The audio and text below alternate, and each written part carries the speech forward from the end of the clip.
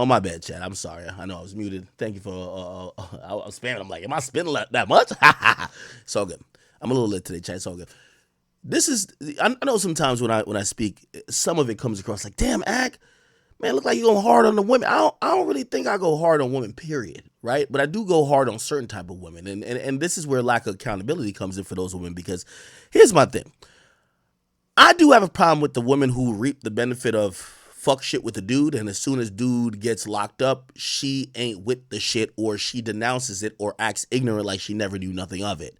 Right? It's the Chloe Baileys of the world who, come on now, like when Gunna's throwing up 50 million gang signs right next to you in a club, it's all bull, or actually, well, he's a Crip, so it's cool. But as soon as he gets locked up, you're like, oh my god, like I'm just like a innocent cherry. I'm a berry. I don't know what's going on. Like get me out of here. I hate women like that. I hate specifically is the women who date like scammers. I'm not a scammer, but like I understand and identify. There's a bunch of women who will date a nigga who's clearly scamming. He buys you bags. He's always cash rich. He's buying you bags. He's bringing you on vacation. This and third. You're all with the shits. You're into it. As soon as he gets caught, you now turn to a victim. Oh my God, he fucked up my credit.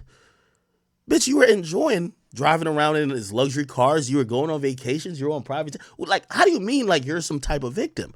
You that's the one thing about certain, it's not all women, certain type of women that do piss me off, right? The women who enjoy the gravy train until the gravy train gets stopped, then she's the one that's, oh my God, why would they do that to me? You're not the victim. You're actually a willing participant, right?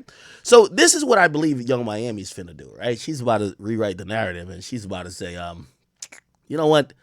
I wasn't with that. I wasn't with all that other shit, even though I was talking shit about it. Anyway, enough for me. Let's get into it. That I wanted to tell my truth, my story on my platform. Anytime you hear a bitch say she want to tell her truth, she's saying she want to throw a nigga under the bus. Trust me. There's never a woman's truth that actually uplifts a nigga. My truth means fuck that nigga. Where I feel safe and I'm ready to get into all the smoke. Clock that T. Bitch, catch you. So I have the one and only, my best friend, Saucy Santana. I'm here. We get into all things Carisha. I want to call this episode Carisha Speaks. Okay. In their career and their life. I feel like in life, everybody go through something, whether it's a breakup, a divorce, a death. We're going to get to the meat and potatoes of this bullshit. Oh, she already crying? No fucking nigga. It's 3 minutes in. She already crying. Yo, one thing. Hey, listen. Y'all gonna say y'all could get that narrative off. Yo, act you jealous of women is fine. One thing I'm jealous of, like manipulative women, is that manipulative women could cry on command, right? For most men, let me tell you, if you're a man like me, when a woman cries, like nigga, she could have killed 10 people, and you're like, this fucking evil bitch. She starts crying. You're like, well, it's only 10. It could have been 20. Like, you have a heart for women because you have a heart for females. Like, you know what I mean? And women really know this. Crying gets niggas. Crying, like, a man is a provider. A man is a protector. And the ultimate sign that you're probably not doing either is a woman in despair.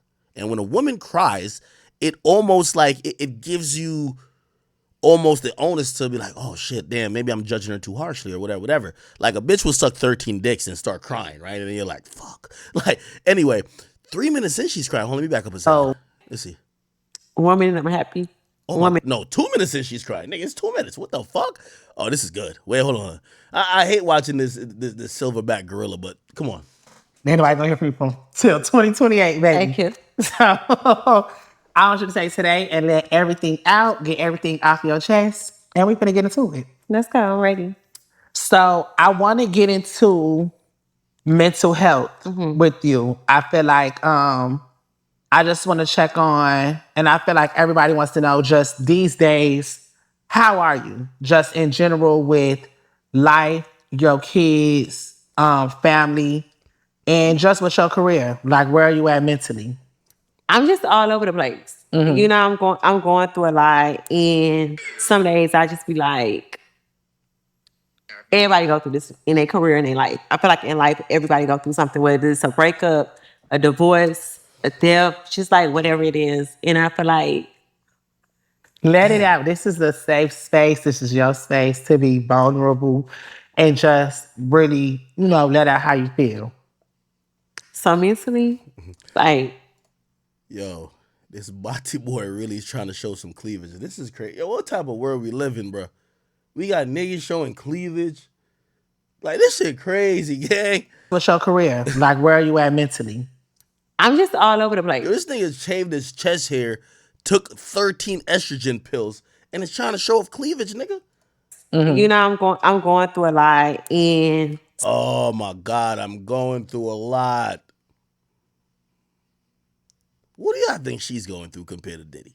some days I just be like, everybody go through this in their career and in life. I feel like in life, everybody go through something, whether it's a breakup, a divorce, a death, just like whatever it is. And I feel like Let it out. This is a safe space. This is your space to be vulnerable and just really, let out how you feel. so mentally, like 1 minute I'm happy, 1 minute I'm sad, 1 minute I'm feeling like fuck this shit, and then the next minute I'm looking at my kids and I'm like, I want her to explain though. I ain't Let me bring us give her the this far to chance. go backwards. I know me and her have issues or whatever, like we went back and forth, but I'm gonna really try to give her the opportunity. I know some information behind the scenes that I'll bring to light, but I don't want to neglect maybe some things that I'm missing. So I want her to explain, right? So she's going through some stuff. Let's see. Yeah. I work hard. You get me saying? Like, I put in a lot of time and effort in this shit. I did it when I was pregnant alone. And I feel like in life you gotta go through shit to get through shit. Like Usher said that, and I was like, wow, that's some real shit. Yeah. And I feel like in life, everybody is going through something. Whether it's a divorce, whether it's a death, whether it's they just lost their job, just anything. And that's what keep me going, because I know that like life not perfect. And we gotta learn from our mistakes, and life is a lesson. And I feel like the people that I thought that would be in my corner, or that are like, when I was going through this shit, nobody called me to check on me. Nobody called me to see how I was doing. Like, people was really like, you thought. Yeah.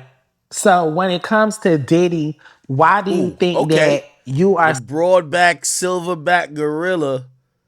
He asked the question immediately, 3 minutes in. Diddy. Look at her face. so heavily involved in everything? Like everything that comes out about him, like you said, it's automatically, well, what you think? Well, how you feel? What you got to say? Because people feel like I was Diddy's biggest cheerleader and I made him my.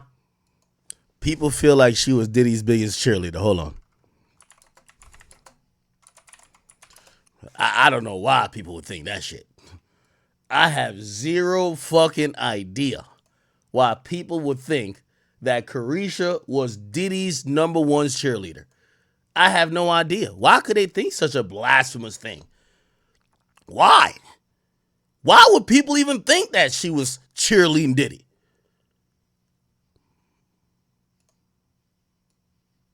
Hey, okay. All right.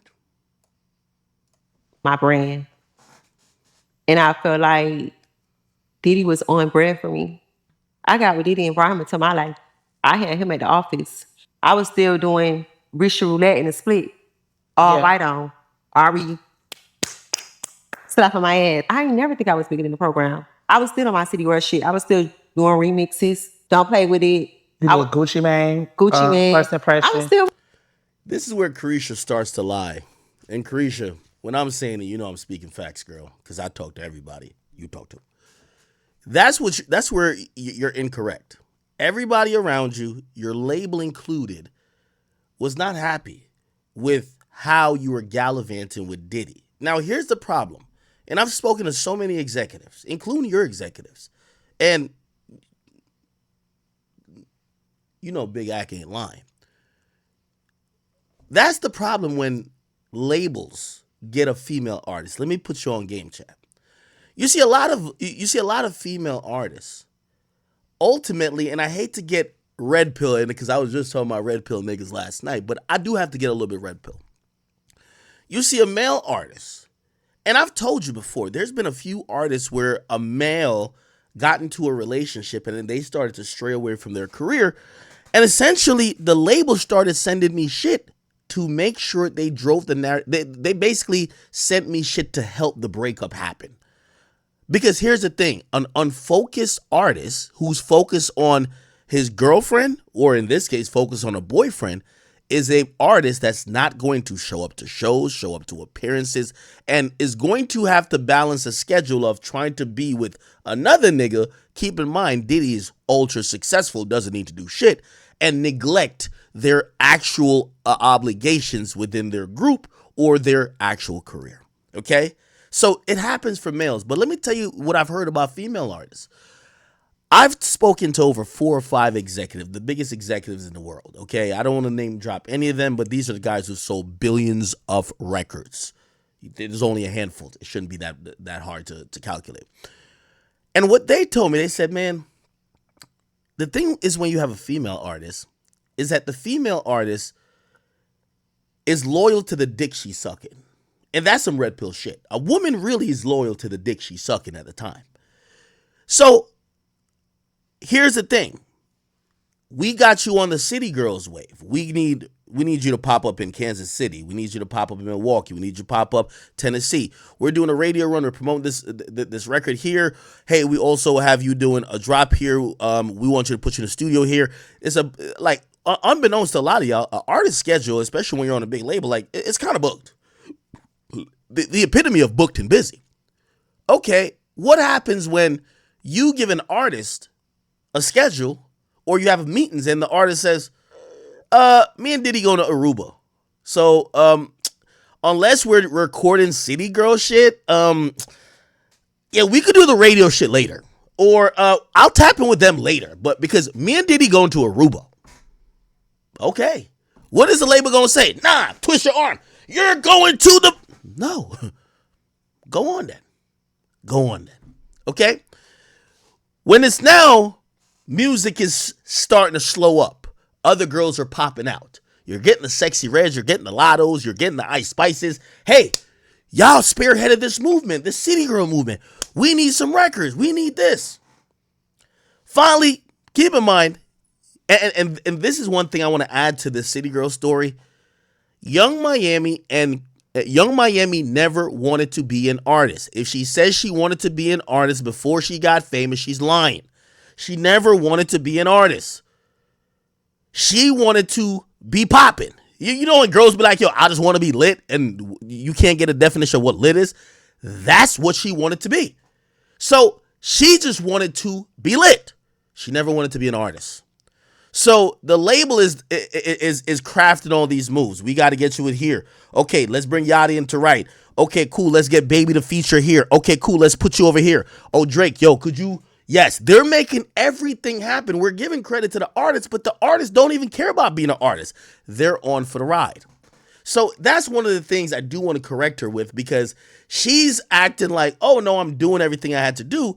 Here's the thing. You're non-talented. You could barely read. You don't really rap, and you need to rely on ghostwriters and your labels to put you in position, and then you're unfocused on your own career, and you then fall into a lifestyle that's bigger than the money that you make. Here's the thing, and this is the difference between men and women. Most men and most women. Let me not just generalize like it's all. Carisha is a millionaire. But like any woman, when she gets around a nigga with a bag, she'll say fuck her back, because women really don't want to work. Like these type of women. I'm not saying all women.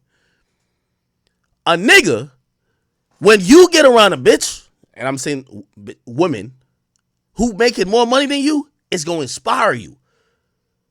I've spoken to Offset. This is an actual conversation. He said, act. I forgot the time he said act. He said, I got to turn up and keep dropping these records. He said, my bitch is on fire.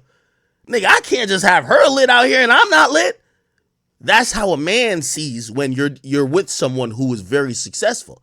When a woman's with a nigga who's successful, they're like, all right, fuck my shit. I'm good. He gonna take care of me. That's when I've explained the two problems that was happening with Carisha. no passion, no talent, and then she's her schedule is dictated because of her love or her lust for Diddy. And it might not be lust for Diddy, but because of the lifestyle that Diddy's is given. Keep in mind, put it like this: I'm giving y'all real shit. This is real shit. All right, yo, and this is why a lot of labels don't do female artists. And for y'all female artists, I'm giving y'all explanations.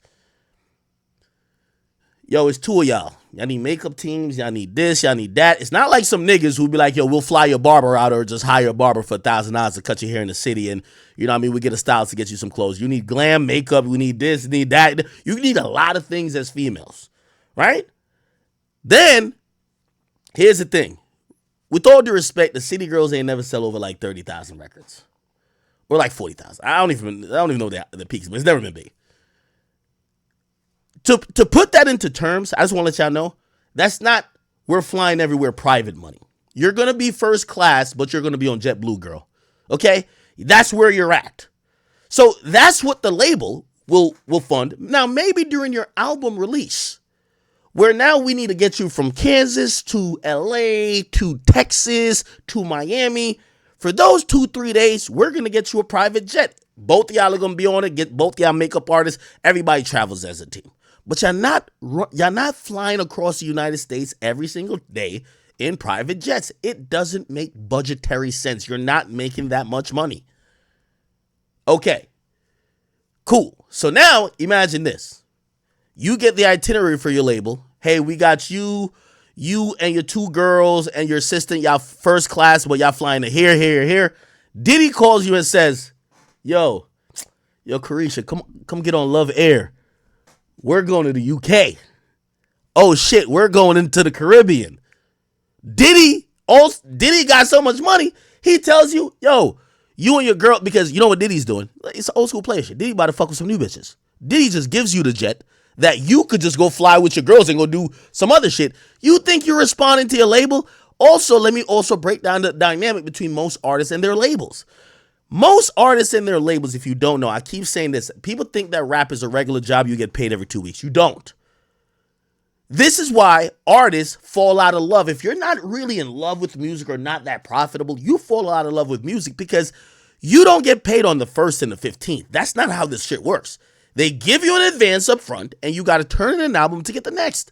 Usually artists are in debt, so we're talking about residuals or we're talking about like, you know what I mean, anything that would come off the profit of the project. They're going to spend so much money you'll never get there. And then most of these artists, their pub is like abysmal. So essentially, most artists make the most of their money off touring. So why would you even listen to your label? Your label wants you to keep working. You've gotten half of the money already. And then you have a rich nigga who's not even a rich nigga, a wealthy nigga who's giving you an experience that even your label can't fuck with or wouldn't fuck with because it's a loan. Do you see why the whole Diddy thing happens? I'm telling you this not because I'm guessing. I'm telling you this because it's 100,000,000% fact. Go ask the people at her label.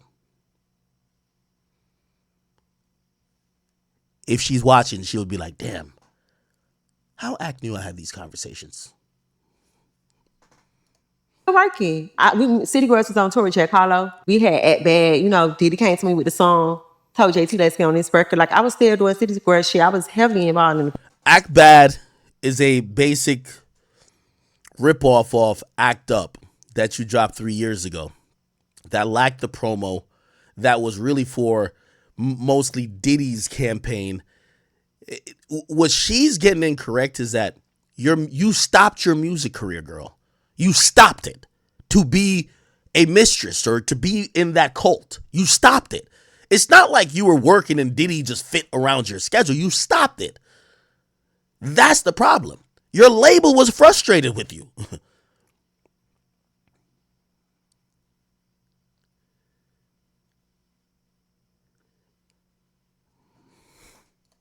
I never thought I was bigger than the program. So with Diddy, what was your experience with dating him? Because I feel like in the headlines, it's a lot of just chaos and it's a lot of allegations. And so I think that's what makes people feel like, well, since you were so heavily involved, you were a part of these things, or you were around these things. So what was your experience like, dating him? Well, I met Diddy at Peak Party, and I met him when he was in a love era. And I met Diddy when the world was celebrating him and giving him his flowers while he was alive. Like he was getting the Global Icon Award, the Lifetime Achievement Award, the Key to the City. He had a new album that was coming out. So I was celebrating him with the world. And I just feel like everybody trying to crucify me for it. Like, you was his biggest advocate. You was his cheerleader, but I was just celebrating when the world was celebrating him. So why am I being crucified, or why am I being separated? Yeah. When I was dating him, it was love, love, love. The frequency is high. We used to laugh because that's like, you know what I'm saying? It's always, what's up, queen? Yes. So I just felt like I met him like in a whole new era, and that wasn't my experience. Like when I met him, it was just like, I told y'all on season 1, I even asked him like, why you fucking with me? Why you fucking with a city girl? Yeah. Why you coming into my world? Because I'm on some whole other shit. Like, you know my lyrics and stuff. Yeah. And it's just like, Yo, chat. Listen, I've done so much research and like talking to people behind the scenes. I got some answers for y'all, and I'm gonna answer Young Miami's question. I'm gonna answer from a nigga perspective, because what Diddy gonna tell you ain't gonna be real to really what's going on. Young Miami, with all due respect, you are a pretty girl, but there's a lot of pretty girls. Unfortunately, these days, and I'm saying this for women, lucky for men, beauty, especially seeing all these girls get lip fillers, they're wearing fake hair. That ain't her hair, right? They get some butt implants. They put their titties up to their neck. Like, it's easy to create the idea of beauty that a man would be appealed by. So what makes you special, right? Is it because you had some fame? No, Diddy's messed with way more famous women than you. He had J-Lo, for God's sakes. What makes you special? I'm going to tell you, and nobody's going to, like, if you disagree with me, it's because you don't know no niggas in the industry, because I talk to these niggas. Like, what is it about this girl? You know what they say? A chick like Young Miami is just a super freak. She do everything. She down with any. So that's why I didn't like her trying to bring that P shit back. Bro, they fuck with you because you're down with everything.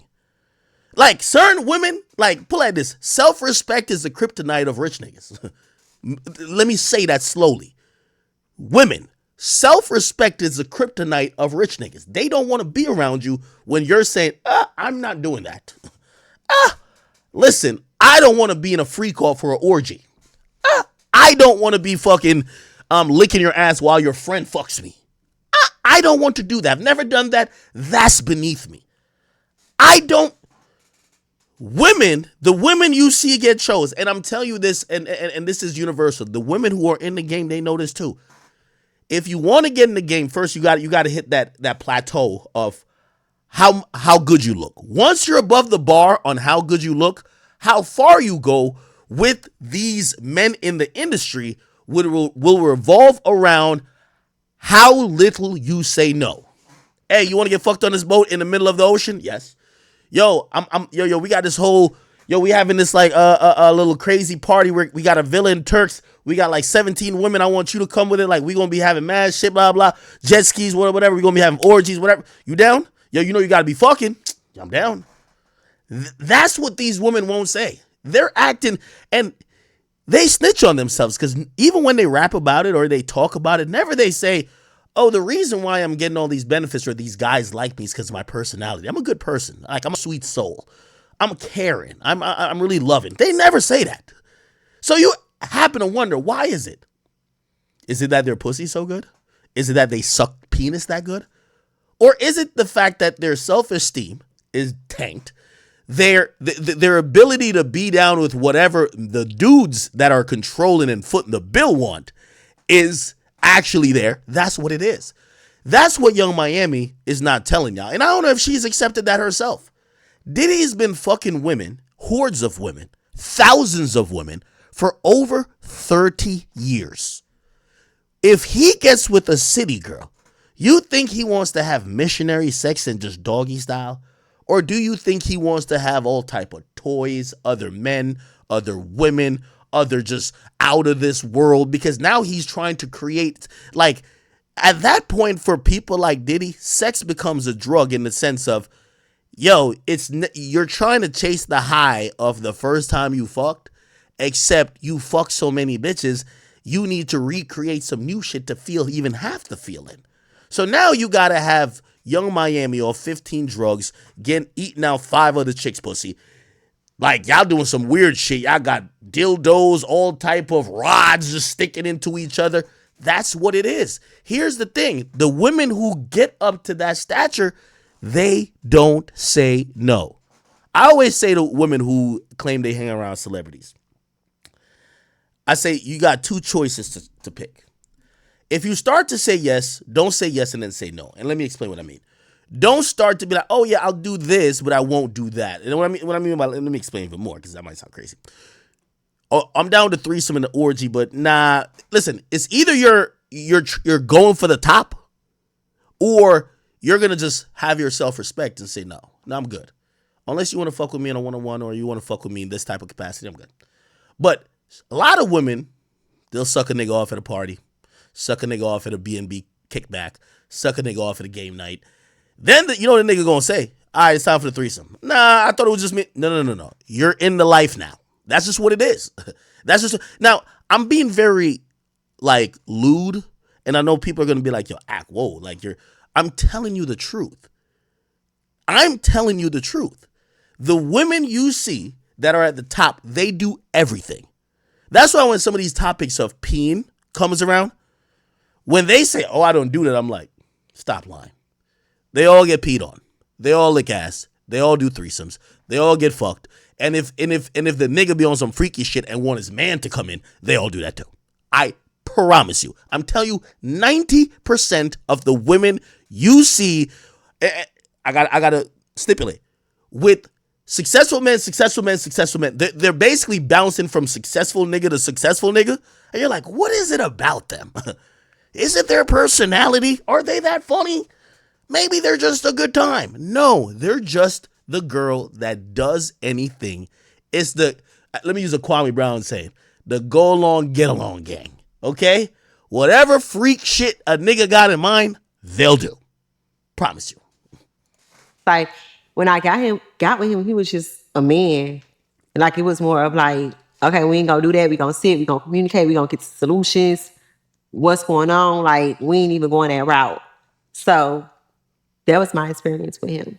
So a lot of the things that people really like say about him, you didn't experience that as in dating. That's not something that you saw. So is that the reason why you never said anything? Is that the reason why when all of these allegations and lawsuits came apart, like, why didn't you speak?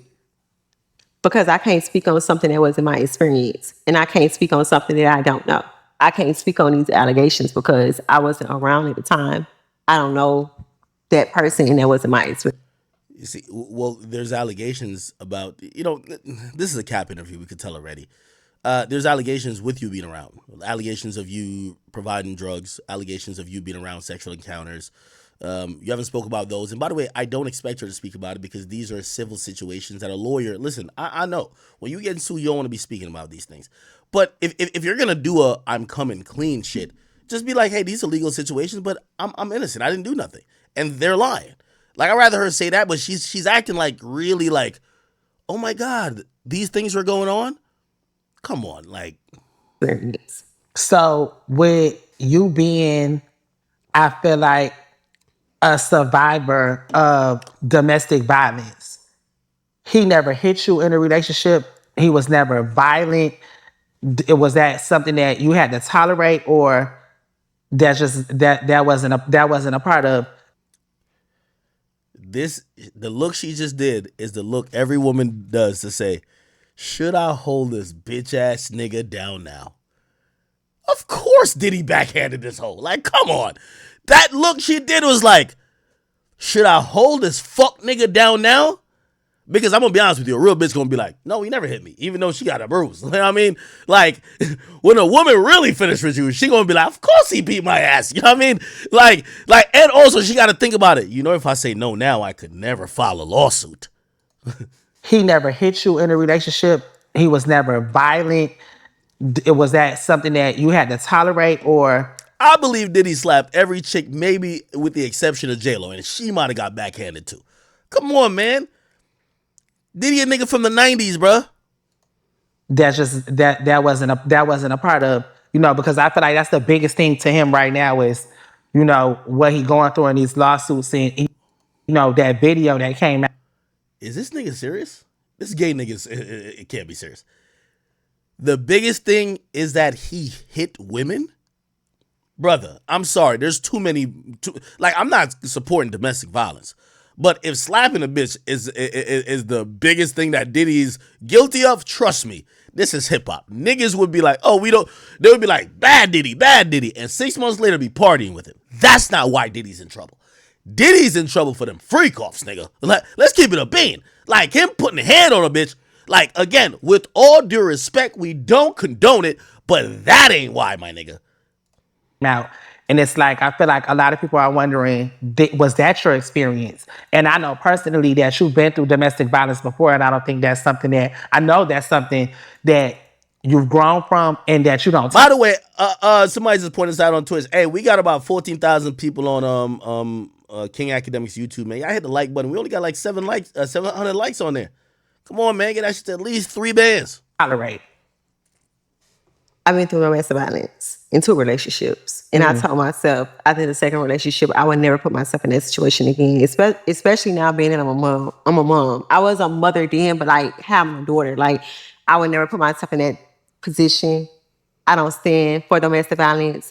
I'm just not going for that. So do you feel like with dating Diddy, was it a business relationship? Do you feel like it was beneficial for you? I feel like it was beneficial for both of us. I think that, I was able to come and be a brand ambassador for Deleon and take it to a whole nother level, because I feel like, I won't say nobody wasn't drinking Deleon, but... Nobody wasn't drinking Deleon. Yo, this chick is full of herself. Shorty, nobody drank Deleon because of you. What Diddy did for Ciroc, I ain't even gonna lie, I did a big alcohol purchase today. I actually bought Ciroc. I felt guilty though. I said, damn. Not that I'm supporting Diddy, but Diddy was the black ambassador for this brand that's really white people shit. And nothing wrong with white people, but it's just this is not cultural, right? And I'm like, damn, they got Diddy out of the paint. Should I really still buy it? You know what I mean? I felt almost bad buying Ciroc today just because I was just you know what I mean? It would be different if they brought some other black influencer in there and be like, hey, this is our guy now. But it's clear that they have been ingratiated with the cultural market, and I don't think they're gonna fuck with nobody cultural again. And if we keep buying the shit, it's gonna be oh, okay, we keep running up the sales, even though they don't have nobody of culture there, right? You know what I mean? But whatever. Anyway, nobody wasn't drinking Deleon, but nobody wasn't drinking Deleon. But nobody drank Deleon because of motherfucking Carisha, man. Maybe a couple little whores that go to the club in them little fucking striped leopard dresses that they get from Fashion Nova, but even they can't even afford it. Deleon wasn't a cheap item. But when I came, it was just it's a city or a summer, we drink Deleon, we acting bad. So I felt like I was an asset. I honestly just feel with Diddy, I met him at a P party, and I don't know what his intentions was, but I don't know if it was business or he really liked me, but I felt when he got me, he really saw something in me, and that's why he was like, you know what? You got a big personality. You can... Yo, women got to stop being delusional, man. Oh, a nigga fuck with me because I got a nice personality. Bro, come on. You should do a podcast. You know how to engage in conversations. You know how to ask good questions. So I felt I came into his world and I was able to turn everything he had going on up a notch. He had Deleon. I was able to have the whole world drinking Deleon, putting in his songs. I made it popular, Yeah. And then wait, what? 1 in the chat if you bought Deleon before. 2 in the chat if you've never bought that shit a day in your life. Revolt, I was able to come and make it the #1 podcast on Revolt. Yeah. So I felt and then with him... Now, here's my analysis of this. And I'm sorry I keep pausing it, but, we got to add some context and shit. I believe that, Diddy's intentions with her was 100% sexual. This is a woman who is seen as sexy in pop culture. I could get her to bend to my every demand and literally be on all fours for me in any freaky situation. By the way, I don't know if y'all remember when Diddy was going on mad vacations when they first got together. Young Miami would be there with a gang of other chicks. Like, I'm not even trying to like. I ain't trying to, because I got no smoke with homie. So I'm not trying to like fuck with his household, but Devin Haney's girl used to be on there too. Like Devin Haney's girl, Lena Syed. She was with Taz Angels.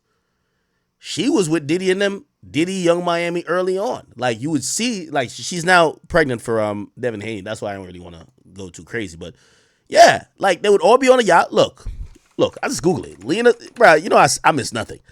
Lena Sayed, Young Miami, Diddy. All you gotta do is do a fucking look. They're all on vacation, my nigga. Look, they're all on vacation. Like they were all like, bro, this was orgy time, bro. Like, you know what I mean? Diddy get them all on the 100-foot yacht and was going from room to room to fuck them all, just slanging dick like it was going out of style. You get what I'm saying? So I think he definitely had her around for sexual reasons and maybe fun reasons. She probably knew how to pop off a party, get good vibes. Like, you know what I mean? Like a lot of women ain't good vibes. Like some women, they get drunk and they fuck up the shit. She might be the good vibes that like encourages like, yo, y'all girls get turned. Like, let's get lit. Like, so I definitely think that was the intention. I think the Carisha Please, which I'll be honest with you, I think Diddy, that was a good business move by him. I think that was finally the payout, right? The payoff for Diddy was that he gave her a podcast and it worked. Like, I'm not gonna lie, Carisha Please does work. So I think that was a payoff for him, but I don't think he started bringing her on these vacations because she was going to do a podcast. I believe that he wanted to do some freak shit with her. Yeah, and after you've spent hundreds of thousands of dollars on these excursions and vacations, you're now saying, damn, just like any old school pimp would, damn, I done spent all this money on this bitch. What could she give back to me? Well, she got a big mouth and she got a name. How about I put my liquor on the table and have her talk to some people and talk about the freak shit that she already do with me? Bingo. Works. Finally, Diddy gets a poppin' show on Revolt. It was a win-win at that point, right? It was like he was able to, take my career to the next level. I did the Met Gala. I got ready with Vogue. Like I wasn't going into the relationship thinking like I want to get a purse. I want to go on private jets. I want to get diamonds. Like I feel like I'm up under a mogul. I want to learn something. Like I want to learn business. I want to learn how to. Okay, you got a network. How can I get a network? Or you had a. I hate when women say dumb shit like that. Yo, a bitch will open an OnlyFans page and start talking about owning like a skyscraper. Like, shut up. Shut the fuck up. How do I own a network? Bitch, you sold 30,000 first week. You know what Diddy? Diddy had to get a couple niggas killed. Diddy had to rob everybody of their publishing.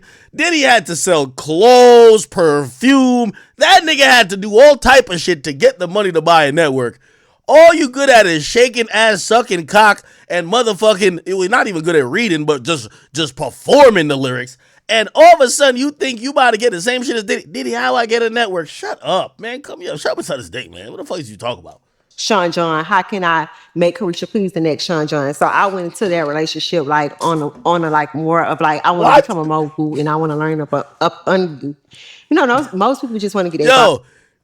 This is the easy yo niggas. I'm gonna keep it a beam. This is the easiest way to fuck a girl. Just tell like whatever delusional dream she got. You know what I mean? Like a bitch will see me and she'll see the cars and be like, yeah, I just want to be around here to learn how I could own a Maybach. Bitch, you gotta get $300,000. That's what you gotta do. Ain't nothing more to it, bitch. You ain't gonna get it. Like they just be making up delusional shit. You just be like, all right, okay, I'm gonna just gaslight you into thinking you finna get one. What the fuck? Bitch, you got no talent. You got nothing going on. Like, what the fuck? Body done. You want to get the trip. You want to just do that video. No, I wasn't one of them. And that's what I respect about you. Because Young Miami was a professional vacationer. These chicks be capping too much, bro. You a professional vacationer, bro. Because even though you a city girl, meeting your best friend and knowing you very womanly. I always say that. And like just a grown woman. And so I even seen the elevation in your production in your team that you started hiring business managers. Hello. And I was Because like, I think that like when you get around people, you see certain things. Like you able to like you should be able to learn something from somebody. And I felt like I was able to see like how should my business be operating. Like I should have a chief of staff. Yeah. I should have a business manager. You know, I should have all these things in place. And that's what I was learning. Like I took that more of like a learning experience as far as like trying to become a mogul. That's why I'm like, I'm a mogul. I'm a businesswoman. Yo, we gotta stop the cap. Yo, a bitch opened up an online boutique, nigga, a Shopify store, and all of a sudden she's a mogul. Fuck out of here. Like, let's read what a mogul is. An important or powerful person, especially in motion picture or media industry. Well, yo, when we talking about mogul, we talking about, they said these titles were given to titans of the industry, such as Rockefeller or Ford, Elon Musk. Nowhere will we ever say Carisha in that mix. You feel me? I'm not just a rapper, like I'm bigger than rap. so I'm ready to get into some smoke. I'm bigger than rap. Oh, cause I feel like you popping it and you putting everything on the floor. So we really want to dig a little deeper into your Miami.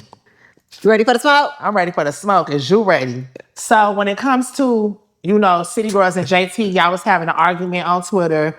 You felt like, she was making songs about you. She felt like you throwing a rock and hide in your hand.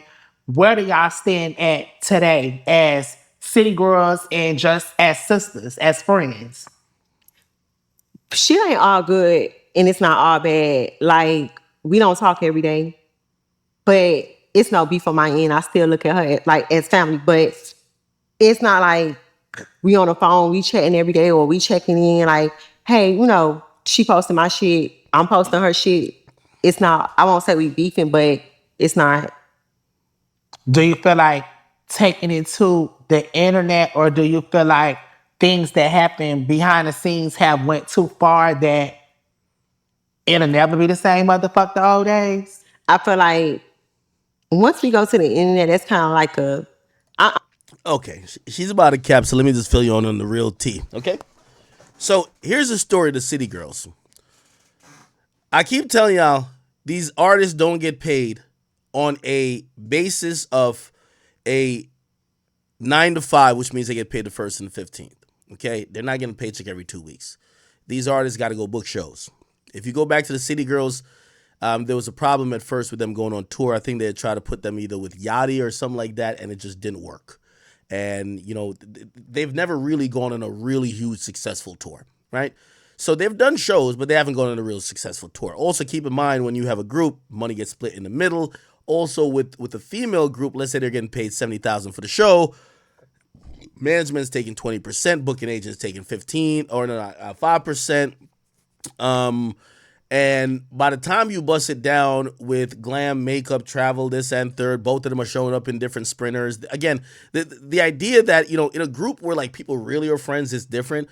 But once you get to a certain level, y'all both got your own entourages. So she's showing up with her own sprinter. This girl's showing up with her own sprinter. They all, like, both of them have their own entourages. So if they're flying somewhere, you're booking 5 or 8 first-class flights for this person, 8 first-class flights for that person. Travel and accommodations for a hotel, it starts to eat up what you're getting paid. So basically you get they're breaking down and busting down money for a performance that isn't that much because it's 2 of them, they're not that hot, and they're women because they have a huge team and they have to just pay a lot more. Okay? So now touring and performances doesn't become that lucrative for them. They already got an advance. They're not profitable to the label, so they're not getting paid by the label. And this is what happened. Here's the tip. Young Miami starts going on the Diddy train. Diddy's spending hordes of money, millions of dollars. Money's like he's throwing up so much money. Money's just falling to her, hundreds of thousands, opportunities. You know what I mean? The best way to, I've learned this and I might have to adopt this. The best way to keep a chick in check, you just kind of, especially as a boss, you just got to give her some job that don't even matter. You know what I mean? Yo, your job is to iron my shoes or something just some bullshit. You know what I mean? So she starts to make the majority of her money from DeLeon as an ambassador So she's getting a sizable check. By the way, the check that I hear that she was getting is bigger than anybody else that would be her, like in terms of her celebrity status. So Diddy's, I'm fucking you already. I'm going to give you a big check to be the ambassador because it'll keep, like, every time you think about going off on me for another bitch, you'll remember I'm also your boss. You know what I mean? Listen, worse. So he puts her on payroll there, then he gives her the podcast. So Diddy becomes the majority of her revenue, right? Now, that's not the issue because she's enjoying it. What that does is that when City Girl shit comes up and the label is requesting shit, she's passing on it. And Young Miami, who doesn't have a podcast, and even though she's with Uzi and Uzi treats, my bad, and JT, which is the group mate, JT, who's not like Young Miami and who doesn't have a Diddy, even though Uzi treats JT pretty well, JT want to still be in music. So you have one person uninterested in music and you have one person interested in music. And the label realized that. And the label basically realized that, hey, listen, first of all, we're going to have to make a choice. We're going to have to drop y'all completely, or potentially we're going to see who has the passion. Unfortunately for Young Miami, she doesn't have the passion and she doesn't have the talent. JT has some talent and she does have the passion. And I think when JT realized that she was, go back to that Breakfast Club interview. Breakfast Club City Girls. When it was time for them to promote their album, she showed up with a DeLeon bottle. And she was holding up that product more than she was even holding up. Look, that's DeLeon right here. She's holding up the product more than she's even promoting the album. JT realized at this moment, hey, listen, and this is why I do respect JT, because even though I was making some jokes and I say, yo, she's performing at local bodegas and, you know what I mean, at Olive Gardens, because she was performing at some restaurants, you know what I mean? But she realizes she doesn't want to sell her ass for money. She doesn't want to be doing some OnlyFans shit for money, okay? She wants to make money off music. She likes music enough for that. She doesn't also want to be some concubine for Uzi that just gets fucked and Uzi just gives her like an allowance. She wants to make it, like, not make it on her own, but just like she wants to be in this shit. So she's grinding.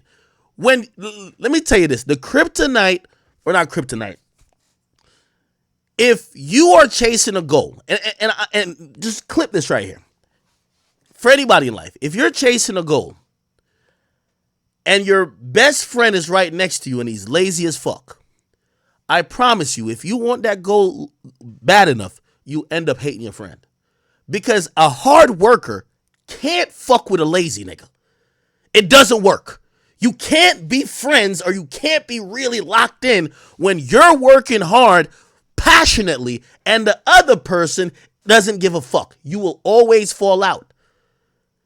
And maybe not fall out like you hate each other, but you'll realize it becomes abundantly clear, I got to separate myself from them. You know why? It's going to become moments.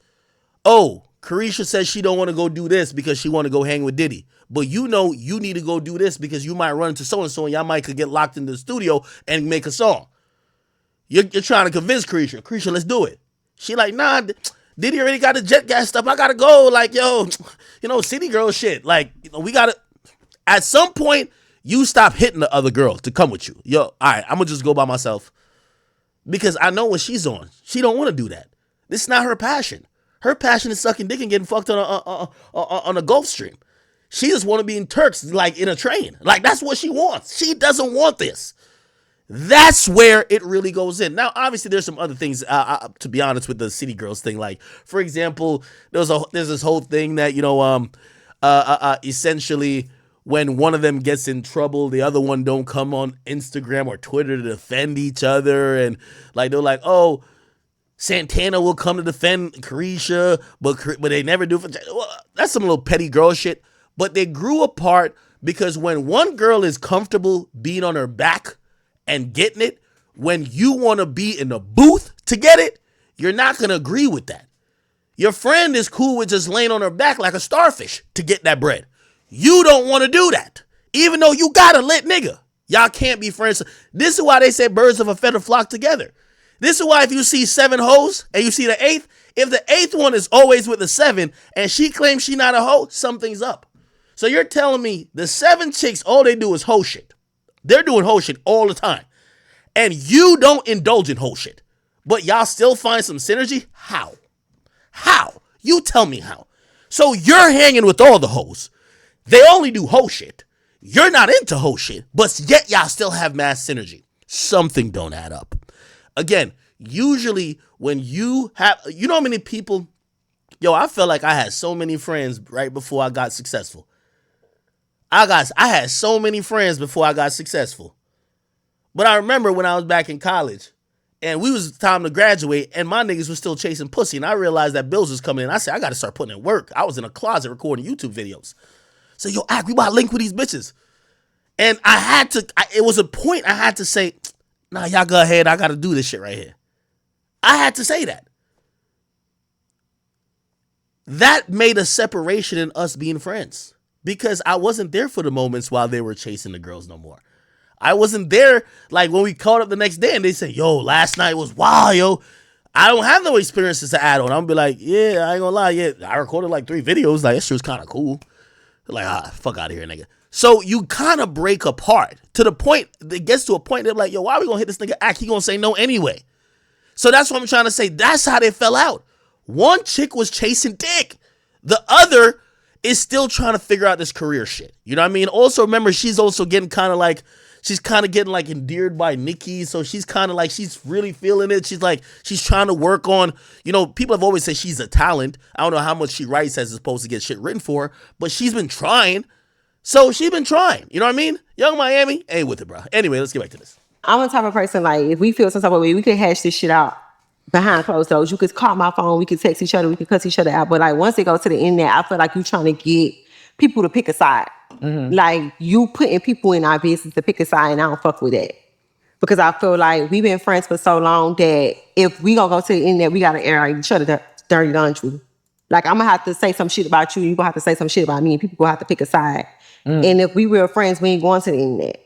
I'm not going to the internet, and I felt like, I'm always the one that's gonna let the narrative run and let people think what they want to think and not clear nothing up. Because it'll never be that serious to me. Like I'm cool. I ain't gotta clear nothing up. So how long behind the scenes do you feel like have things been rocky between y'all two? I feel like it's been a minute. It's been a minute since shit been going on behind closed doors. Like I just feel like we outgrew each other. I feel like she was in LA, I was in Miami. She was been working on her shit. I didn't know. Mm-hmm. And I just feel like every time we try to get together, it just didn't hit. So do you feel like distance, you living in Miami, she living in LA, did that play a part in the wedge of y'all two? I don't know. Did y'all go to the studio together? How was, Let me also give it a little more tea. I keep telling y'all, Young Miami never wanted to be an artist. Young Miami, if you're watching this, Big Ack ain't capping. The label gave you your name. They came up with the shit for y'all. They named y'all group. That wasn't y'all being artists and being like, oh shit, we got something, and the label comes in afterwards to polish it. They molded y'all. This is why you could imagine maybe your label gets a little bit disappointed if they fucking made y'all, molded y'all have a huge buzz, and then you choose to go chase dick. You know how disappointed they were? Don't ask me how I know. Go talk to them. But you haven't been talking to them, right? How was recording, because y'all last album didn't do well, and I feel like even in interviews y'all weren't in sync. Mm-hmm. And it didn't look like something that just happened. It looked like something that's been occurring. Yeah. I just felt like when we got together, it just wasn't hitting. I just felt like we was just in 2 different headspaces. Like the way we dressed was different. Like I'm more of, I wear a leotard, JT want to wear something covered. So I just felt like whenever we tried to get together, it just didn't connect. Like we'll be on tour. She got her own dressing room. I got my own dressing room. She riding with her own glam team. I'm riding with... Hey, Chad, I know you see women. Hey, you ever been with a girl? And I know I use mad analogies here, but it's all good. Just rock with me. You ever been with a woman and she describes the situation, like she might be mad as a nigga and she's describing the situation, but nigga ears is different from women ears. I'm going to tell you how. When I'm going to rewind a little bit. What she's saying, all I'm hearing is how much money has to be spent. But she's not thinking about money. She's just thinking about, oh, we're just not friends right now. You know how much, when y'all not that profitable, 2 glam teams, 2 different entourages, 2 different buses. They're pretty much whatever y'all success is, cut it in half. She's not thinking about that, right? How was recording, because y'all last album didn't do well, and I feel like even in interviews y'all weren't in sync, and it didn't look like something that just happened. It looked like something that's been occurring. Yeah. I just felt like when we got together, it just wasn't hitting. I just felt like we was just in 2 different headspaces. Like the way we dressed was different. Like I'm more of, I wear a leotard, JT want to wear something covered. So I just felt like whenever we tried to get together, it just didn't connect. Like we'll be on tour. She got her own dressing room. I got my own dressing room. She riding with her own glam team. I'm riding with my own glam team. When we get on the stage and we do our routine, that was probably the only interaction we had at the time when we was on tour together. So I don't really know like what was the moment that separated us, but I just felt like it became a time where like when we was getting together, it just wasn't connecting. And I was just like, ain't no money in the group. You know what I'm saying? Like we're not going to the studio together. I'm doing a feature. People calling for the City Girls. You know, it's either... Chat, am I an oracle or what? Didn't I just say this shit? Of course she would say there's no money in the group. Because, again, she's not willing, like, as an artist, it's a grind. There's a lot of networking. You got to sometimes, the thing with an artist, when you start getting it, when you catch one of these buzzes where you got a hot song or a couple songs, yo, JT probably was mad, like, for a while. You remember, she just got a couple songs that was kind of aight. What's that song called? Something, okay, or whatever the song she got. Nigga, you know how happy she's going to be? That's going to open up budgets for her at the label. That's gonna do a lot of things. More shows. She's getting bookings. That's where money starts coming in. Otherwise, you're not getting paid like that. So when Young Miami, who ain't that passionate about music already, when she's already looking around and be like, ain't no money here, of course she's gonna choose to be a sugar baby. Of course she's gonna choose to be a concubine.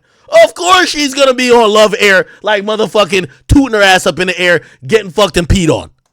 Me or it's you, it just wasn't connecting no more. And I just felt like that's what really made me like start my own brand. Like I gotta do something because I'm in this group. The group ain't making no money. We not working. So it just became a point where we was just like on 2 different pages. Yeah. And I felt like, by the way, and I hate to sound like the PR, but the label was losing a shit ton of money with y'all because they would book shit, y'all don't show up, y'all now on the same page. So it's interesting when, you know, the artist's like, we're not making no money. Well, are y'all putting in the effort, the best effort to try to make money? Or perhaps are you skimping out on shit? They've booked flights for y'all to go do interviews, but one of y'all can't show up. So now y'all gotta just cancel because it looks weird if one shows up. Oh, there's a studio appearance or there's a studio session. Somebody want to lock in with y'all, but one can't go. So they're losing money. So when the artist says they're not making money, the label was losing a lot of money. By the way, this is why when I was talking shit to her the last time, I'll tell her something I think she knows. Your label was about to drop y'all niggas. This is why listen, I always got some shit tucked in the pocket for y'all artists. When y'all talking shit to me, nigga, I know your label was teetering on dropping you 2 motherfuckers, okay? Because you were unprofitable. I knew it back then. That's why I talked the shit that I talked then. You get what I'm saying? That's why I talked that shit. Because I knew it. Don't ask me how I know it. But, yeah. So, again, I'm just matching her words where she says she's not making money. That should be matched to her label was losing a fuck ton of money keeping them. I'm going to give an assumption. Don't ask me how I know. They only kept y'all and didn't drop y'all because the whole female movement and wave started after Cardi B, but after Cardi B comes you guys. And you guys start the city girls, then we get the hot girls, the icy girls, and the derivatives. Now we get the sexy reds and shit, to a certain extent, I'll even say Ice Spices. Okay? So because you're a legacy thought group. And when I mean thought group, I'm not disrespecting, but the type of music y'all made, y'all started a lane for women afterwards to make the sexual provocative music and actually benefit from it. So your label, even though you say you're not making money, they're hemorrhaging money with y'all. They want to drop y'all. But you know why they don't drop y'all? They don't drop y'all because they said, you know what?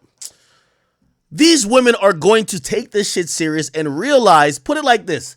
You know, let me tell you this. I'm gonna compare her to me. You know I'm never salty. You know I don't beef with new media members and shit like that. And I show love to a Flacco or What's the Dirt. Shout out to Back on Fig. Shout out to AD. Shout out to all the people come after me. 1090. I shout out to all of them. It's because Ak was before all of you niggas, but Ak never fell off. You see, you get salty when you help start the wave, and then the wave get bigger than you. Ak is Ak, right? So of course I'm gonna show everybody love. I love y'all. Come on. I love all y'all niggas. Pause. This is what happened with the City Girls. Y'all started the wave, and then everybody after y'all did it better. That hurts. That hurts. So your label is sitting back like, nah, they're the OG. They're going to get the respect. They're the City Girls. But here's the problem. Let me give you another analysis that you have to think about. The City Girls come in with a idea and an image and ideology that women are buying. This is a feminist, woman progressive mantra that says we could sport fuck like men. We could do what we want. Fuck these guys that have been using us, doing whatever. Let's fuck them for a bag. This is what happens next. What you don't know is that Young Miami at that time was pushing 30. These were women closer to their 30s than they were to their 20s or early 20s.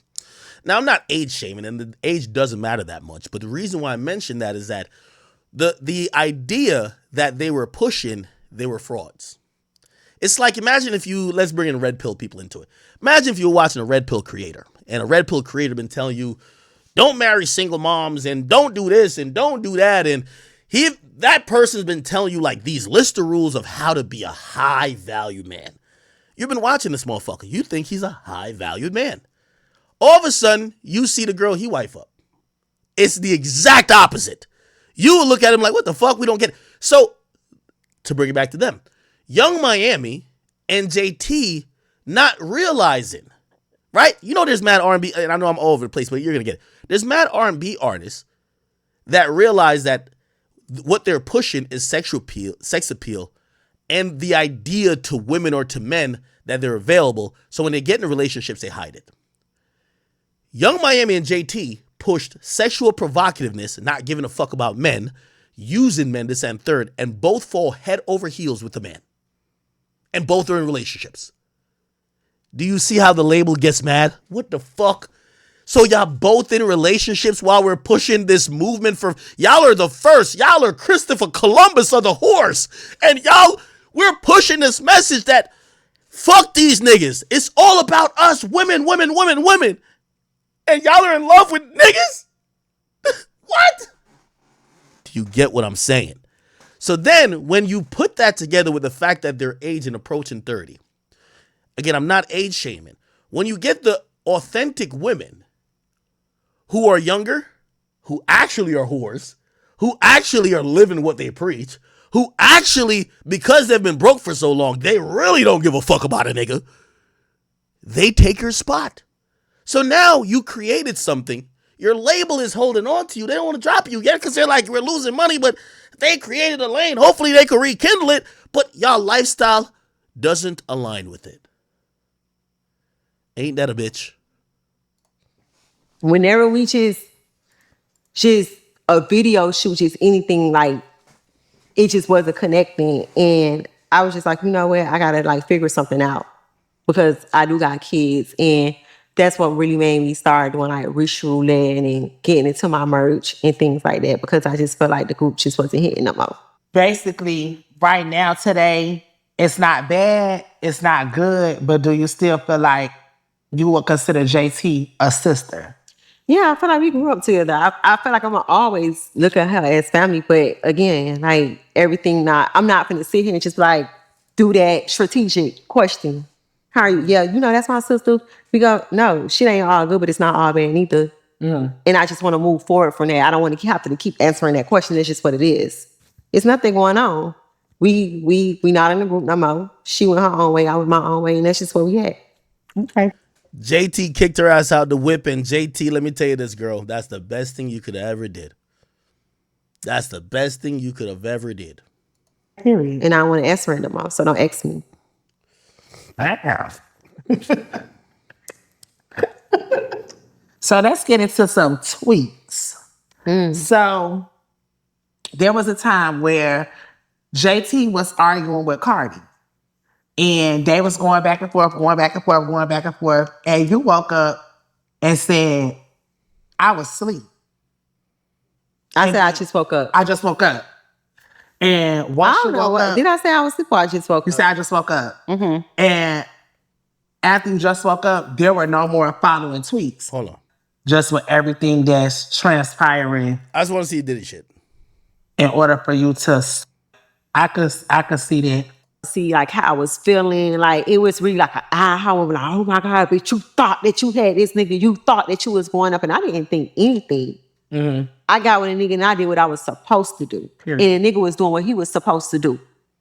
You know what I'm saying? Like, why would I get with this nigga and just go to Chanel? You know what I'm saying? Like, I was able to get a podcast and I still got my podcast with and without him. Yeah. That's somebody putting you in position. You know what I'm saying? Yeah. And you selling yourself. I think that a lot of times people count you out or count you short. And just even seeing how you carry yourself in the morning. Wake up, Santana, hold on, I'm on the phone with my business manager. I'm having a business meeting. I'm on a Zoom. I'm talking to my lawyers. Even watching, you turn our lives into, our Instagram lives into this. Right. That motivate me. And just even being behind the scenes, you pay for your own studio. You still working. You pay for so much stuff that's even for your brand and stuff out of pocket. Watching you invest in your business. Yeah, that's something that I take pride into. It's like I want to bet on myself because I feel like everybody always count me out. And I feel like this whole time I've been an underdog. Yeah. Like if I live, like people was like, we tried to tell you, y'all tried to tell me I couldn't rap. And look, what I've accomplished. You know what I'm saying? So it's just like I love betting on myself because it's like I love betting on myself because I believe in myself. And just like you said, like I've been investing in myself in the last year. Yeah. I've been trying to build the team, trying to find managers, trying to find. Oh, baby, you higher and fire. Oh my God, because it's just like I know my potential. You get what I'm saying? And I just feel like I got an empire to build. Yeah. And I'm going to invest every dollar, every penny that I got into myself. So I do pay for my own studio and I'm not able to release music right now. It's because it's like when I try to turn my music in, it's just like we don't see no growth in your music. Or, you're not elevating and, like the fans that y'all had 6 years ago, they grown now. And it's just like,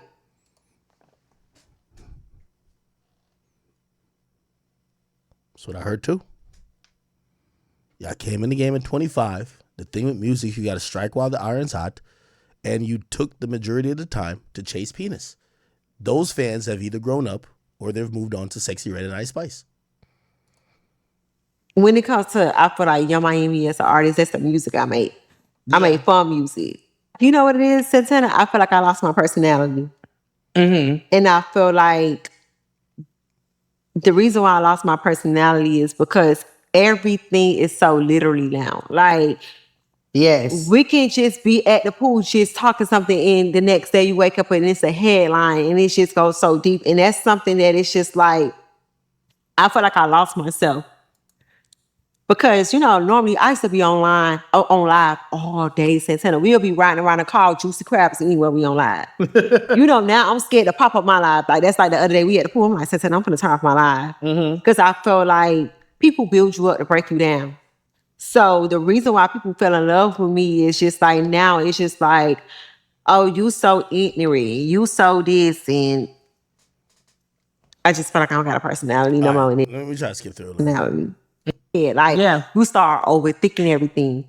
She was like,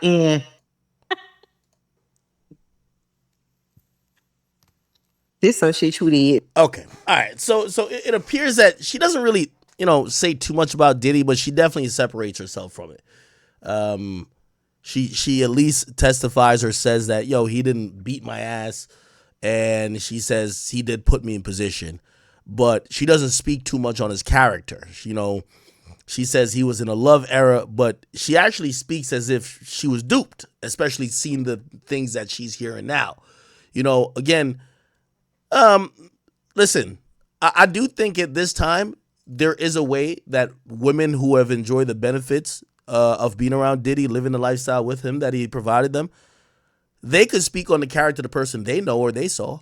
Be like, hey, listen, he was a good person from what I saw. Like, you know what I mean? Again, you don't have to denounce or say invalidate any of the accusations that people are making, but nobody's even coming to say he's a decent person. Like, people feel like, they can't even, and I think that, not that we care about how Diddy's probably feeling at this moment, but when you think about these things, you're like, so none of y'all could be like, yo, hey, two things could be true, and maybe those things are true too, but the person I know is a kind, caring, loving person, always treated me with the utmost respect.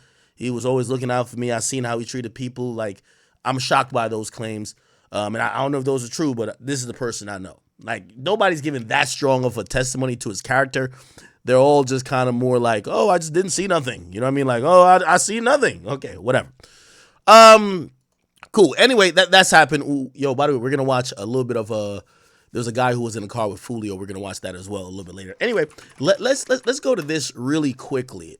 Two things, but look at this. So Kanye West put up on his story, his manager, John Monopoly, who said, yo, the co-head of Atlantic, Julie, just called me. Remember I told you Atlantic is starting to get busy. Chat, I'm telling you, you got to keep tapping in him. And this is the only insider stream I've seen where, like, obviously Joe Budden be knowing this shit, but Joe don't really want to give y'all the tea. Joe knows everything too. Like, anything I say, Joe knows. You know what I mean? But Joe kind of does it in a very, I think it's more of protecting his relationship shit. Me, I'm going to just say this shit. You feel what I'm saying? Anyway, she just got fired, right? By the way, the timing on her getting fired, her pockets got lined already, bro. Remember I told you, Atlantic stopped signing them artists because the executives' pockets are going to get lined. Her pockets got lined. The new head of Atlantic, you should know who that is. I told y'all who it was. Elliot Grange, the son of Lucian Grange, okay? She said the new head, which is Elliot Grange, is not going to give us a grace period to handle Atlantic's compensations. Now, what is she talking about? Let me show y'all real quick.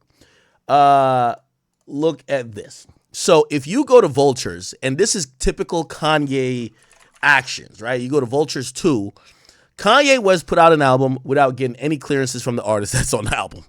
You know what I mean? Gives no fucks. You get what I'm saying? Let's actually go to the track listing. By the way, who's Ty Dolla $ign signed to? Ty Dolla $ign. Ty Dolla $ign is signed to which label? Is he on Atlantic now? I can't tell. Atlantic. It said he was in Atlantic in 2012. I don't know if he's still there. If he's still on Atlantic, right? If he's still on Atlantic, and I'm not even looking at, let me look at the features. Vultures 2. Yeah, it's probably that. Yeah, that's what it is. Yeah. Vultures 2, I know they have a bunch of features, but it's probably Ty Dolla $ign. Bro, Ye releases as an independent artist. When you release a album, it's a joint album. Let me tell you how this kind of works. It could be worked as a very interesting and different, because depending on how you sign to the label. So if I'm Ty Dolla $ign and I sign to Atlantic as Ty Dolla $ign, sometimes I won't sign away my group rights, right? So if me and another artist make a group and we release a project, that's not within my actual recording deal. So I could get another deal for that. Like, for example, And Offset took QC to court for this because he was saying, I'm signed to QC as the me. So, Young Miami, she went on her show, Carisha Please. Honestly, I didn't even know this show even still existed after Diddy, but hey, allegedly it does. They probably re-upped and gave her a good contract because somehow, some way, the show's actually like works. But you know, a lot of ratchet women, they look up to women like Young Miami and stuff like that. I ain't gonna lie. One thing I'll give to like the Young Miamis and stuff, they're like, even though I feel like Cardi low-key like made the wave pop off, like after her, like who really like the city girl wave and like all that shit, all the like smutting wave, bro, where a bunch of women were like open, just like doing whole stuff openly. The city girls really put that on, bro. Like they, you feel me? Had every girl trying to be a quote unquote city girl, basically meaning a hoe. So she's like a OG for like the whole, the like the whole rap game. Like when I say hoe, I mean HO, not hoe. Just HO rap game. She's like an OG.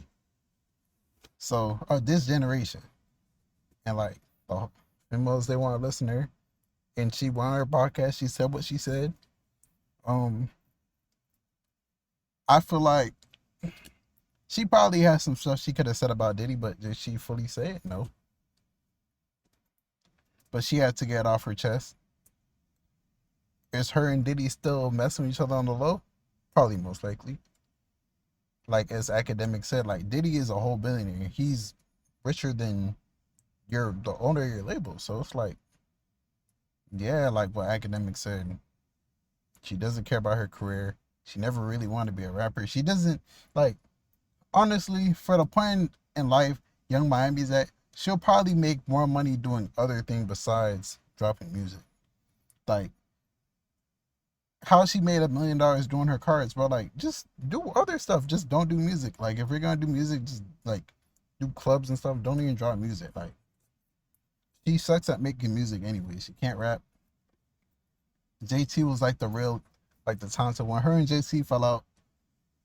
Like, Carisha just needs to spread her wings and do everything else. Do podcasting, promote, just like probably go on reality TVs, get something going on for yourself on Zeus, get to scrapping with females and stuff. Like, just do that. But you just gotta wait and see how everything goes. It's your boy Big Egg News. Make sure you like, comment, subscribe, and I am out.